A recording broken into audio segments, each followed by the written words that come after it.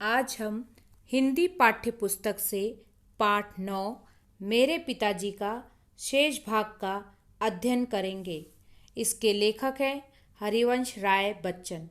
मेरे पिताजी पाठ के पहले भाग में हमने देखा कि लेखक ने अपने पिताजी के व्यक्तित्व, पहनावा तथा देश के प्रति निष्ठा तथा अपनी संस्कृति के प्रति समर्पण को बताया है। अब हम शेष पाठ का अध्ययन करके लेखक के पिताजी के व्यक्तित्व की और अधिक जानकारी लेंगे। अब मैं ऐसा समझता हूँ कि यह मेरे पिताजी के स्वर की लिफ्ट या लय थी जो मुझे शांत कर देती थी। लिफ्ट यहाँ पर एक तरह से लिफ्ट हम जानते हैं कि भाई लोगों के उतरने चढ़ने के लिए जिस यंत्र का प्रयोग किया जाता है, लेकिन यहाँ पर लिफ्ट वर्ड का मतलब है उभरते हुए। जो लेखक के पिताजी के स्वर उनके कानों में उभरते थे या जो लय थी वह उन्हें बचपन में शांत कर देती थी। इतना मैं ज़रूर मानता हूँ कि इन श्रवण संस्कारों ने उस समय अद्भुत रूप से मेरी सहायता की होगी। श्रवण सुनने, यहाँ पर लेखक ये कहते हैं कि जिस प्रकार से बच्चा जो अपने बचपन में सुनता है वही वह आगे चलकर सीखता है, ठीक उसी प्रकार से लेखक भी बचपन से जो सुनते आए थे यह उनके संस्कारों के लिए एक अद्भुत सहायता साबित हुई थी। जब मैं गीता को जन गीता का रूप दे रहा था अवधी भाषा में, मानस की शैली में, यहाँ पर लेखक बताते हैं कि जब वह गीता को जन गीता का रूप दे रहे थे अवधी भाषा में, और अवधी भाषा में रामचरितमानस जो है वह भी अवधी भाषा में लिखा गया एक महाकाव्य है। ठीक उसी प्रकार से लेखक जन गीता को एक नया रूप अवधी भाषा के रूप में दे रहे थे। अज्ञात रूप से मेरे अवचेतन और ज्ञात रूप से मेरे चेतन की शिरा शिरा मानस की ध्वनियों से भीगी हुई थी। अवचेतन जो चेतना में न होने पर भी थोड़ा प्रयास करने से चेतना में लाया जा सके। तो लेखक कहते हैं कि जो मेरे अवचेतन में था, जो मेरे चेतना में न था, जिसे मैं नहीं जानता था या थोड़ा बहुत समझ लेता था जिस समय, और ज्ञात रूप से मेरे चेतन आत्मा, और जब मैं जानने लगा तो यह मानस की जो ध्वनियाँ थी, रामचरितमानस की जो ध्वनियाँ थी वह मेरी आत्मा में, आत्मा के कण कण में एक तरह से विराजमान हो चुकी थी। पिताजी मौन रहकर गीता पढ़ते थे, शायद चिंतन करने की दृष्टि से। मानस में वे बहा करते थे। लेखक यहाँ बताते हैं कि उनके पिताजी गीता का जो पठन करते थे वह मौन में करते थे, शायद चिंतन करते थे गीता पढ़कर उसके शब्दों को समझने की दृष्टि से। और रामचरितमानस तो जैसे उनके रक्त में बहा करता था। संस्कृत का उन्हें साधारण ज्ञान था। मानस में आए संस्कृत अंशों को वे शुद्धता और सुस्पष्टता से पढ़ते थे। रामचरितमानस में जिस प्रकार से संस्कृत के जो थोड़े बहुत अंश थे उन्हें वह बड़ी ही शुद्धता और स्पष्ट रूप से लेखक के पिताजी पढ़ लिया करते थे। संस्कृत से वह उच्चारण सुख अनुभव न करते थे जो अवधी से। अब लेखक के पिताजी जो कि अवधी भाषा में ही बातचीत करते थे तो उन्हें अवधी से ही ज़्यादा लगाव था। तो संस्कृत तो पढ़ते थे लेकिन उन्हें उसमें वह सुख अनुभव नहीं होता था। अवधी हिंदी की एक उपभाषा है जो कि अयोध्या, लखनऊ, इन सब तरह जो जगह है, अयोध्या, ये सारी जगहों पर बोली जाती है, इसलिए अवधी भाषा कहलाती है। कविता सस्वर पढ़ने का मुझे भी शौक है। लेखक को भी कविता एक तरह से सस्वर लय में पढ़ने का शौक उन्हें पिताजी के ही जरिए लगा। ब्रज और अवधी की कविता में घंटों पढ़ सकता हूँ। मानस को तो सस्वर अखंड पाठ मैंने कई बार किया है। अब लेखक यहाँ बताते हैं कि ब्रज और अवधी की जो कविता है वह घंटों बैठे बैठे पढ़ सकते हैं, और रामचरितमानस का तो उन्होंने अखंड पाठ कितनी ही बार किया है, अखंड पाठ, बिना रुके हुए पाठ। पर मानस की बात ही और है। खड़ी बोली कि कविता में घंटे भर भी पढ़ूं तो मेरी जीभ ऐंठने लगती है। और रामचरितमानस की बात ही एकदम निराली है, उसे तो मैं अखंड पाठ कर सकता हूँ। लेकिन अगर खड़ी बोली में मुझे कविता कहने के लिए बोला जाए तो मेरी जीभ एक तरह से ऐंठने लगती है, रुकने लगती है। उर्दू के साथ यह बात नहीं थी। खड़ी बोली कविता ने कहते हुए खेद होता है, खेद, अप्रसन्नता, मानस की सूक्ष्म सिराओं को अभी कम ही छुआ है। यहाँ लेखक कहते हैं कि जो खड़ी बोली, जो हिंदी है, यह कहते हुए मुझे अप्रसन्नता होती है कि उसने रामचरितमानस की जो शिराएं हैं, जो बारीकियां हैं, उन्हें कम ही छुआ है। वह जीवन से उठी हुई कम लगती है, वह जीवन से प्रेरित कम लगती है, कोश से उतरी हुई अधिक। शब्दकोश, कोश शब्दकोश। यहाँ पे लेखक कहते हैं कि रामचरितमानस जिसे अभी तक हिंदी की भाषा ने कम ही छुआ है, लेकिन ऐसा प्रतीत होता है कि शब्दकोश से ज़्यादा उभरी हुई लगती, इसलिए वह अपनी नहीं लगती। कारणों पर यहाँ न जाऊंगा और मैं इसका कारण बताना नहीं चाहता। पूजा से पिताजी ठीक 8:30 बजे उठते। उस समय तक मेरी माताजी भोजन तैयार कर देती। जब लेखक के पिताजी पूजा पाठ से 8:30 बजे उठते थे, तब तक लेखक की माताजी का भोजन तैयार हो जाता था। वे रसोई में बैठकर भोजन करते और कपड़े पहन 9 बजते बजते दफ्तर के लिए रवाना हो जाते। और रसोई में बैठकर वह पिताजी खाना खाते और 9 बजते ही वह वहाँ से दफ्तर के लिए निकल पड़ते। किसी किसी दिन ऐसा भी होता कि किसी कारण भोजन समय पर न तैयार न होता। पिताजी को बहुत गुस्सा आता, माँ कांपने लगती, पर गुस्सा निकालने का समय भी उनके पास न होता। यानी लेखक के जो पिताजी वह समय के बहुत ही पाबंद थे, समय पर काम करना उनकी एक तरह से आदत थी और वह दूसरों से भी यही चाहते थे कि सारा काम समय पर हो। लेकिन किसी दिन यदि लेखक की माँ से खाना बनाने में लेट हो जाता था तो वह गुस्सा करके दफ्तर के लिए, लेकिन कभी लेट नहीं होते थे और समय पर निकल जाते थे बिना खाना खाए। वे जल्दी जल्दी कपड़े पहनते और बगैर खाए दफ्तर के लिए चल पड़ते। अपनी 35 वर्ष की नौकरी में वे कहा करते थे, एक दिन वे दफ्तर देर से नहीं पहुँचे। यहाँ पे लेखक बताते हैं कि 35 वर्ष की जो उनके पिताजी की नौकरी थी, लेकिन उनके पिताजी दफ्तर कभी भी देर से नहीं पहुँचे, हमेशा समय पर ही पहुँचे। मेरी माताजी जल्दी जल्दी पूरियाँ बनाती और एक डिब्बे में खाना रखकर मोहल्ले के किसी आदमी से दफ्तर भिजवाती। और जब तक आदमी मेरे पिताजी को खाना खिलाकर वापस न जाता, वे भोजन न करती। अब बच्चों, पहले की स्त्रियां क्या करती थी कि भाई जब तक पति खाना न खा ले तब तक वह भी भोजन नहीं करती थी। तो ठीक उसी प्रकार से लेखक की जो माँ थी, वह जब तक लेखक के पिताजी खाना नहीं खा लेते थे और उन्हें तसल्ली नहीं हो जाती थी कि भाई जो खाना मैंने दफ्तर में भेजा है और उसके भाई पिताजी ने खाना खा लिया है, तब तक वह खाना नहीं खाती थी। और यदि खाना नहीं खाए रहते थे लेखक के पिताजी, तो माँ का भी दिन भर से एक तरह से दिन भर का उपवास हो जाता था। जब कोई जाने वाला न मिलता तो उनका भी दिन भर का उपवास होता। घर की 3 बूढ़ियाँ, राधा, मेरी दादी और महारानी की बातें सुनने को ऊपर से मिलती। और लेखक के घर में जो 3 बूढ़ियाँ थी, एक तरह से राधा, लेखक की दादी और महारानी की जो बातें थीं, वह अलग से सुनने को माँ को मिलती थी। क्योंकि आज उनके पिताजी दफ्तर बिना खाना खाए चले गए थे। मेरी माँ न खाती तो वे कैसे खाती, पर अपनी भूख का गुस्सा वे दिन भर माँ पर उतारती रहती। और जो लेखक के घर जो लेखक की दादी वगैरह थी, वह भी खाना, अगर माँ खाना नहीं खाती तो दादी वगैरह भी खाना नहीं खाती थी, लेकिन अपनी भूख का गुस्सा वे दिन भर माँ पर उतारती थी। पिताजी के दफ्तर से लौटने का कोई ठीक समय नहीं था। नौकरी के प्रारंभिक वर्षों में वे प्रायः देर से लौटते थे। नौकरी की शुरुआत में वह लगभग देर से ही लौटा करते थे अपने काम से, 8-9 बजे, इससे भी अधिक देरी से, और खाना खाकर सो जाते थे।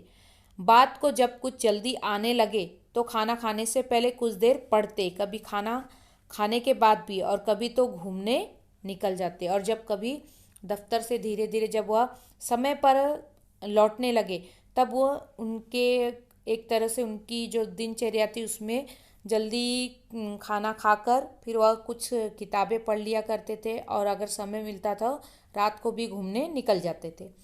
सुबह गंगा स्नान में आने जाने के 8 मील, दिन को दफ्तर आने जाने के 8 मील, यानी कुल 16 मील चल लेने पर भी उनकी चलास तृप्त न होती थी। तृप्त, सेटिस्फाई, यानी लेखक के जो पिताजी थे 8 मील स्नान से आने जाने में, जो गंगा जी में जो 8 मील था और दफ्तर आने जाने में जो 8 मील था, कुल मिलाकर जो 16 मील चलते थे, तब भी वह उनकी जो चलने की जो जो एक तरह से इच्छा थी वह पूर्ण नहीं होती थी और वो रात को भी कम से कम 2-3 मील घूमकर भी आने को वे तैयार रहते थे। और आज के ज़माने में बच्चों हम देखते हैं कि हम चलने के लिए सबसे बड़ा आलस करते हैं।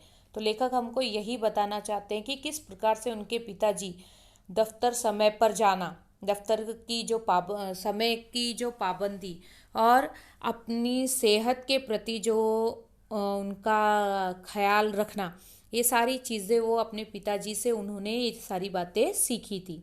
तभी तो मैं कहता हूँ कि उन्हें चलने का मर्ज था, मर्ज बीमारी थी। एक तरह से लेखक यहाँ कहते हैं कि उनके पिताजी को एक तरह से चलने की बीमारी थी।